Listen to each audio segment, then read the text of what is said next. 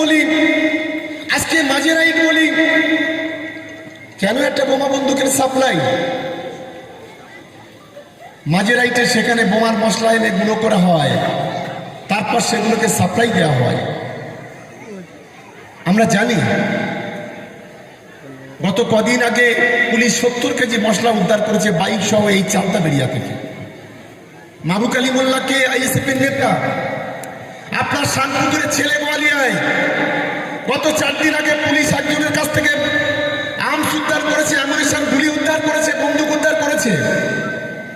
আপনার গত 5-7 দিন আগে হাবিবুর মোল্লা বোগালিওয়ানে, তার কাছ থেকে 3টে 1 শাটার 2 রাউন্ড গুলি। কেন নোংরা খেলা খেলছেন? আমরা আমাদের ছেলেদের বলি,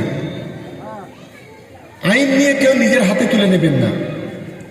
মারলে মার খান, আইনের প্রতি, প্রশাসনের প্রতি আস্থা রাখুন।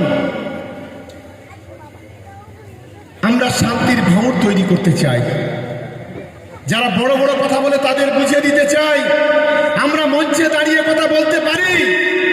আমাদের কর্মীরা যদি কোনো গন্ডগোল করে তার দায়ভার কিন্তু পার্টির নয়, যেটা আইএসএফ বলতে পারবে না। এটা আমি চ্যালেঞ্জ করে বলে যাচ্ছি।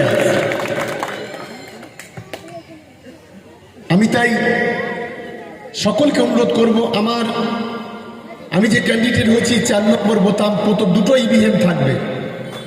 প্রথম ইভিএম 4 নম্বর বোতাম জোড়াফুল, বাংলার সাম্প্রদায়িক সম্প্রীতির প্রতীক, বাংলার ঐক্যের প্রতীক। আপনারা দেখতে পাচ্ছেন না